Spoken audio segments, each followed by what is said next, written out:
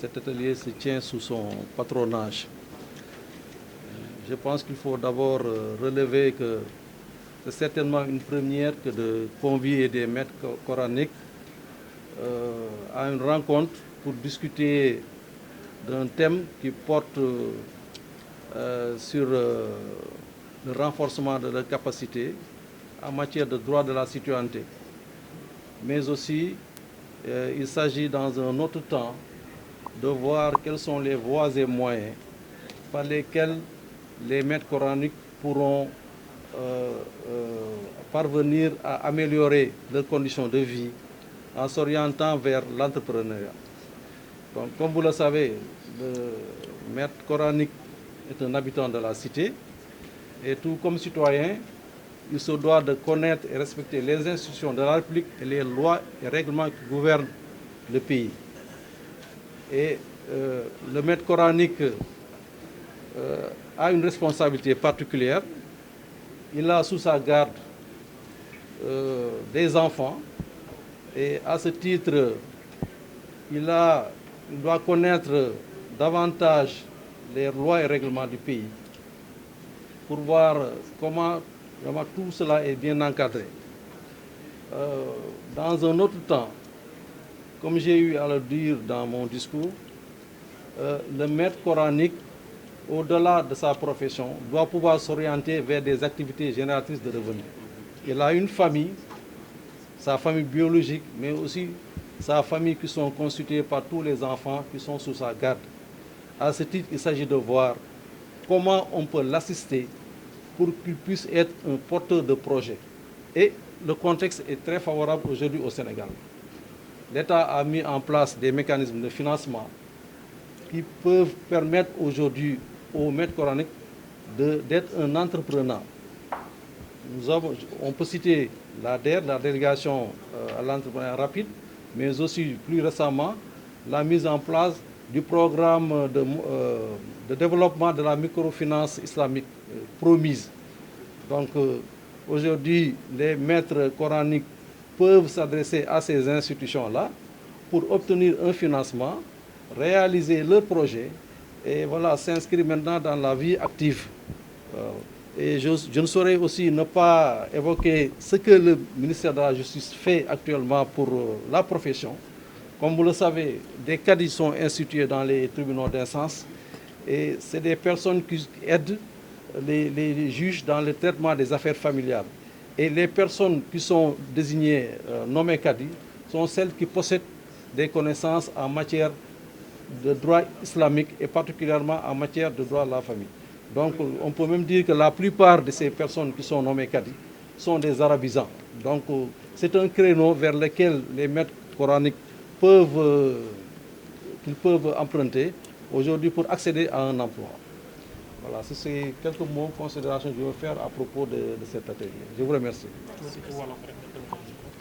waaw dama ñëwoon tey représenté maître Malick Sall garde des Sceaux ministre de la justice ci atelier bi bu ñuy jagal ci jàngkatu ki ñuy jàngal alxuraan dañ leen bëgg a dooleel ci ay mbir d'abord ci affaire citoyenneté xam ngeen ni ñoom ci dëkk bi la ñu dëkk en plus dañu am responsabilité parce que dañ leen dénk ay xale donc baax na ñu xam lan moo tënk dëkk lu tënk dëkk mooy ay institution mooy ay loi règlement donc maître coranique bi tey dafa nar a xam lan mooy institution de la république lan mooy loi règlement ak cër buñ nar a jox institution yi ak lu ñu jox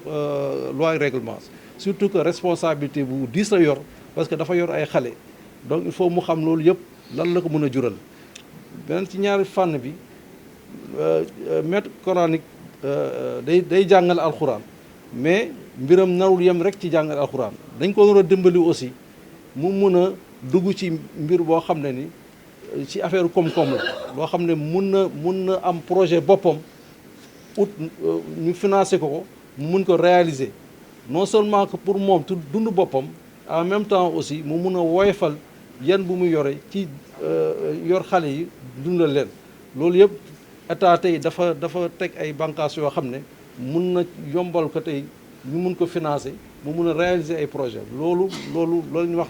ñu mën ko orienter mu dem dans l'entrepreneuriat. Donc loolu yëpp ay buntu yu ñu ko bëgg a ubbil la pour que tey mu mun a dugg ci loo xam ne da koy indil am na lu mu koy jural. mënuma bañ a wax tamit ci yu mel ni ministère de la justice la leen defal comme ni ngeen ko xamee ci tribunaux yi am na ay cadres dañ fa teg ay cadres yi dañu xelal juge yi ci dossiers yoo xam ne ay dossiers droit de la famille la surtout affaire ndono tey juge mënul jël décision ci affaire ndono tant que laajul kat yi xalaatam te loolu kat yooyu ci bëri tey ay ci borom xam-xamu diine la ñoo xam ne ay arabisants sax yu bëri ci ñoom lañ koy jëlee. donc tey loolu mën na nekk opportunité pour que ñoom ñu am tey liggéey mën nañu laaj ñu mën leen nommer kat yi voilà loolu yëpp tamit day yombal tey seen mbir par rapport ay yëngu-yëngu yoo xam ne mën nañ ko def pour yokk seen mën-mën pour seen dund gën a woyof. nekk spécialisé ci côté arabisants yi ak daara yi tey dama fi ñëw nag en tant que talibé comme ñëpp ñu fi ñëwee nekk tamit des maîtres coraniques en fait atelier bi nga xamante ne bu ñuy taxawal tey mooy atelier bi nga xamante ne dañ ko jagleel surtout au patronage du maître Malick Sall mooy garde des Sceaux boo gisee ñi def loolu nag parce que maître Malick dafa jàppale daara yi mooy lépp lu muy def rek dafa bëgg daara bokk ci moo tax ne tey bu ñu comité technique bi bu ñu toogee waxtaan ci mbiru atelier bi waxtaan ci points yi nga xamante ne ñu war a waxtaanee ñu seetu ko bu baax bu ñu ko ñëwee tegal ko programme bi moom ministre bi moom moo ko jël en charge mu ne mboolem maître coranique ci Sénégal yëpp nañu ñëw bu ñu ñëwee pour ñu xamal leen exactement mooy état bi lan la réalisé de 2012 à 2022 lu jëm ci maître coranique yi te gis nañ ne état bi de 2012 à 2022 réalisé na li nga xamante ne état du Sénégal mësu ko defal des maîtres coraniques mooy boo xoolee de 2012 à 2022 def nañ 64 daara moderne te de 1960 à 2012 ñun yëguñu fi nga xamante ne fu état taxawal ay daara moderne c'est bien que nag les initiatives mu ngi fi woon de 2012 à 2022 gis nañ ne léegi arabisants yi dañuy jàng ba am bac arabe su fa pare dem université jàng ba am maîtrise dugg def concours ENA dugg administration léegi loolu yëpp ñoo ngi ko am ci mandataire président Macky Sall kon loolu dafa nekk li nga xamante ne tey arabisants yi war nañ ko xam nguur gi ni taxaw na pour jàppale arabisants yi gis nañ ci BADEA mooy bureau appui aux daara assistante aux daara et les diplômés en langue arabe loolu dafa toog di xool lépp li nga xamante ne mooy arabisants yi pour ñu mun leen insérer pour ñu mun leen dugal ci système yu liggéey kon donc loolu bu ñu ko amee baax na ñun tamit mooy sëriñu daara yi arabisants yi ñu taxaw vraiment ñi accompagner ki nga xamante ne moom moo ñuy accompagner moom moo ñuy jàppale loolu mooy lu waral tey atelier bi surtout tamit ñi waxtaan yi nga xamante ne lu ñu xalaat ak suñu proposition ndaxte pour état bi gën ñu mën a jàppale lii daal mooy li nga xamante ne mooy jotaay ji ñoo ngi sant ministre bu baax di sant président de la République ci li ñuy defal waaye aussi tamit incha allahu dinañuy def ay proposition su ko defee ñu gën a xam exactement bu ñuy jàppale ci fan ci yan fan la ñuy jàppale loolu rek mooy li nga xamante ne bëgg naa ko wax salaamaaleykum wa rahmatulahi taala wa barakatu Imam Bachir Dia jàngalekat alquran a Saint-Louis bon sunu kàddu mooy rek gërëm ñi initié lii jaarale ci ngërëm li ci loxo Saïd Agne mu jotal nu ko monsieur le garde des Sceaux ministre de la justice am nañu occasion teew ci yu bare ci réunion yu mel nii mais bi le contenu thème bi mësuñu ko gis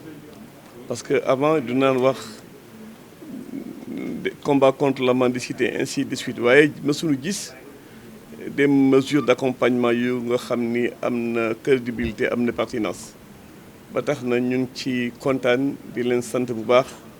di ñaan yàlla nanu ànd ñun ñëpp boole suñuy xalaat suñuy doole ngir daara jëm kanam ndax daara taxawaayam ci réew mi dafa am solo daara day former des valeurs day former des citoyens modèles day former